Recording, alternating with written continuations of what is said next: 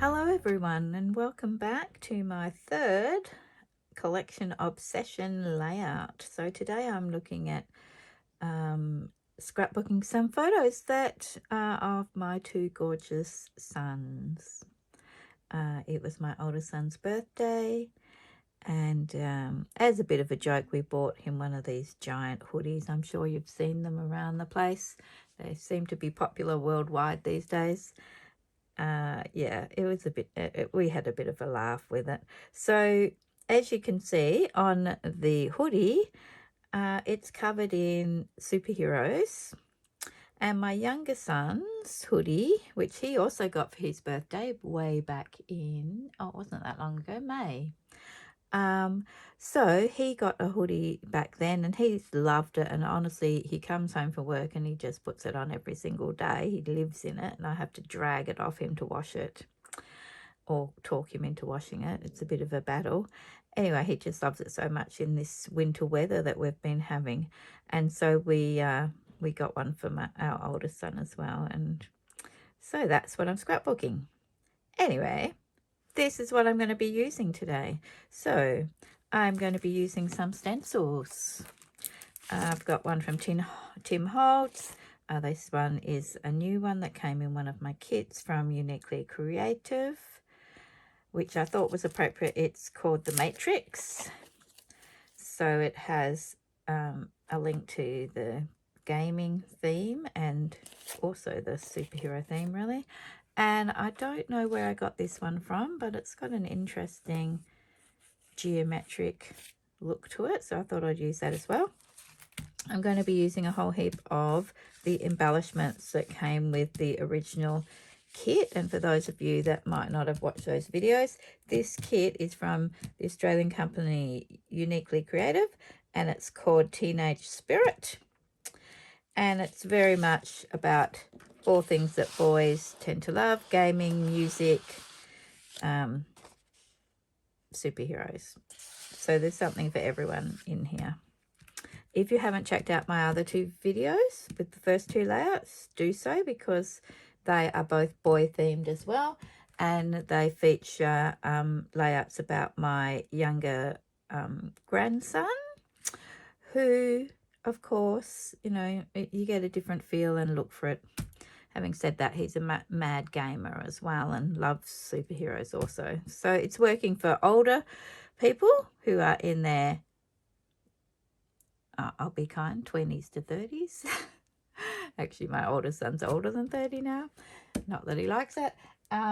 Or you can use this kit and collection for younger boys as well. There's a lot you can do with it. And I imagine probably with girls also.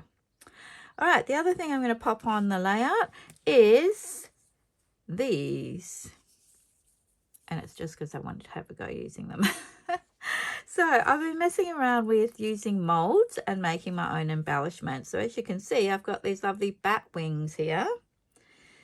And this collection happens to have some Batman embellishments. So I was going to see if I could sneak that in there, even though the actual hoodie doesn't have Batman on there at all because it's Marvel Comics. There's lots of other characters there. I think that's Captain America, Thor's in there, the Hulk, and I'm not even sure. Is that Iron Man, perhaps? I'm not great with my superheroes. Anyway, so that's what we're doing. There won't be a lot of mixed media, as in texture paste and that sort of thing. It will just be mostly ink based. Oh, I forgot the most important thing. I just happen to have this really great set of stamps from Tim Holtz, which I bought quite a while ago, and it's got all like those old-fashioned, if you think of the old Batman movies, and they used to actually put these sorts of things up on the screen every time they were fighting. There was a bang and a pop and a boom and a, you know, similar things like this, very cartoon style. So I thought I'd try and throw those in as well. This set wasn't really that popular. Not a lot of people bought it, so you might be able to pick it up somewhere on sale. It hasn't been one of the most popular ones, but I found it really useful. I've used it for when my daughter had a car accident. You know, this blah, blah, blah is quite handy when we have layouts to do with phones. Also, this one works quite well if you have bonfires and, you know, snap, crackle, and pop. Boom, if you happen to have that. Hopefully you're lighting your fire safely and you don't have many booms. But yeah, it is quite a useful one. Oh, this one, when it's, which you might not be able to see, but it has like money symbols and different symbols, questions, exclamation marks, a hashtag on there. So you could use this for something where you've spent a lot of money and you're like, what was I thinking? We all do that, don't we? Yes, we do, especially on our supplies. So anyway, that's about it. I will be using just some plain white cardstock.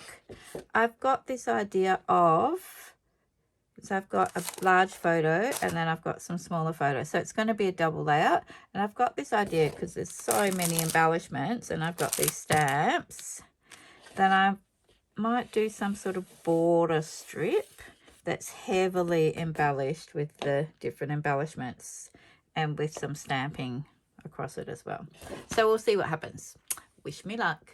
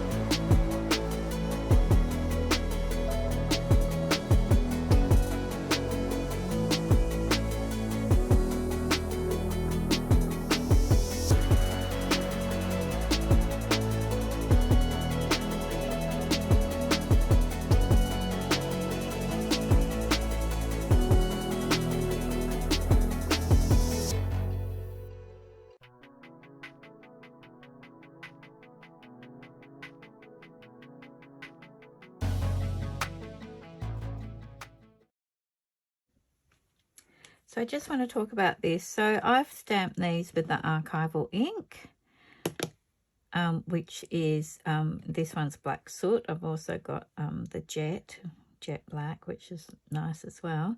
But I'm thinking I want to colour some of them in, and I've got Copic markers that I use.